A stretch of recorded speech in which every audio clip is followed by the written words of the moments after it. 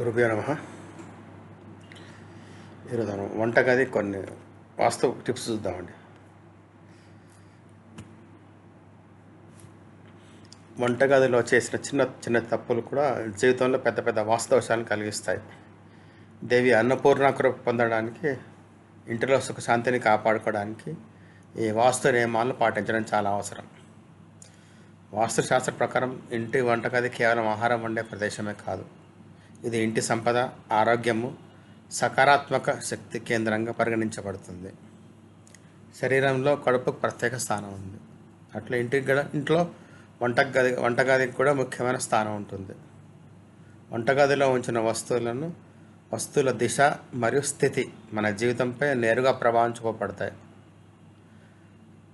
కొన్ని వస్తువులు వాస్తు ప్రకారం విరుద్ధంగా ఉన్నా లేదా తప్పు దిశలో ఉంచబడినా అవి దేవి అన్నపూర్ణ కృప అడ్డుపడుతుంది మరియు ఇంటిలోని దారిద్ర్యం, రోగాలను మరియు కలహాలను ప్రవేశిస్తాయి. కత్తి, చాకు లేదా పదునైన వస్తువు తలక్రిందులుగా ఉంచడం. వంటగదిలో కత్తి, చాకు లేదా ఏదైనా పదునైన వస్తువులను తలక్రిందుగా ఉంచితే ఆ ఇంటిలో కలహాలు, వాదనలు, మానసిక ఒత్తిడిని ఆహ్వానిస్తుంది. ఇది వాస్తు దోషాన్ని కలిగిస్తుంది మరియు కుటుంబ సభ్యుల మధ్య కటుదానం వస్తుంది. గ్యాస్ సిలిండర్ లేదా స్టవ్ తప్పు దిశగా ఉండడం. వాస్తు ప్రకారం వంటగదిలో అగ్నికోణంలో ఆగ్నేయంలో ఆహారం వండడం శుభంగా పరిగణించబడుతుంది. స్టవ్ లేదా గ్యాస్ ఉత్తర లేదా పశ్చిమ దిశలో ఉంచబడితే ఆరోగ్యానికి నష్టం, ఆర్థిక నష్టానికి కారణం కావచ్చు. వంటగదిలో ఆగ్నేయ ఉల్లంఘించడం అశాంతిని పెంచుతుంది. పెనము లేదా మూకుడిని తలక్రిందులుగా ఉంచడం. ఆహారం వండిన తర్వాత పెనము లేదా మూకుడిని తలక్రిందులుగా ఉంచడం వాస్తు దోషాన్ని కలిగిస్తుంది. ఇది దేవి అన్నపూర్ణకు అవమానంగా పరిగణించబడుతుంది మరియు ఇంటిలోని ఆహార వ్యర్థం, ఆర్థిక ఇబ్బందులు మరియు రోగాలను పెంచుతుంది. కల్లోలంగా ఉన్న పాత్రను రాత్రంతా వంటగదిలో వదిలేయడం.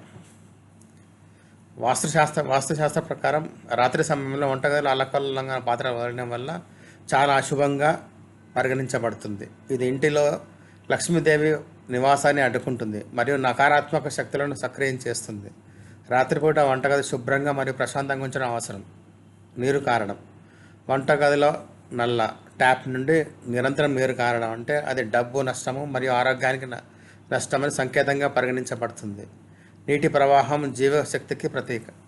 మనం అది వ్యర్థంగా ప్రవహించడం కుటుంబ శక్తిని బలహీనపరుస్తుంది. దీన్ని వెంటనే సరిచేయించుకోవాలి. కాలువ లేదా సింకులో వేడి నీరు పోయడం దేవి లక్ష్మికి అవమానం. వాస్తుశాస్త్ర ప్రకారం నీటిని జీవనాధారం మరియు పవిత్రమైన మూలకంగా భావిస్తారు.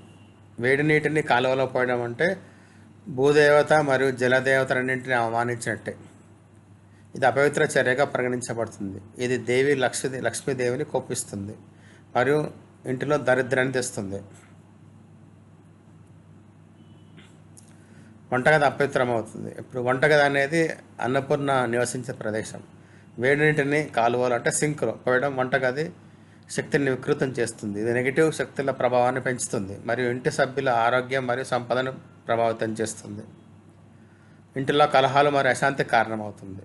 వాస్తు ప్రకారం నేడు వీటిని కాలువలో పోయడం వల్ల అంటే సింక్లో పోయడం వల్ల కుటుంబ వివాదాల అవకాశాలు పెరుగుతాయి. భార్యాభర్తల మధ్య అసమ్మతి, సంతానంలో అవిధేయత మరియు కుటుంబ సభ్యుల మధ్య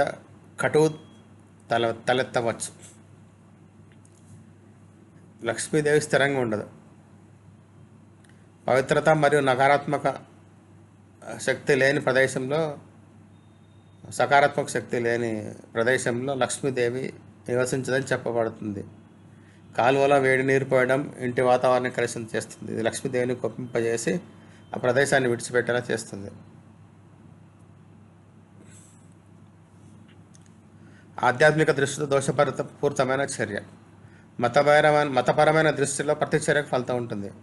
కాలువలో వేడి నీరు పోయడం వల్ల వాతావరణం మాత్రం కలుషితమే కాదు, ఇది శుద్ధ స్థలాన్ని అశుద్ధం చేసే పాపం వంటిది. ఇది మానసిక ఒత్తిడిని, ఆర్థిక ఇబ్బందులను మరియు రోగాలను కలుగజేస్తుంది.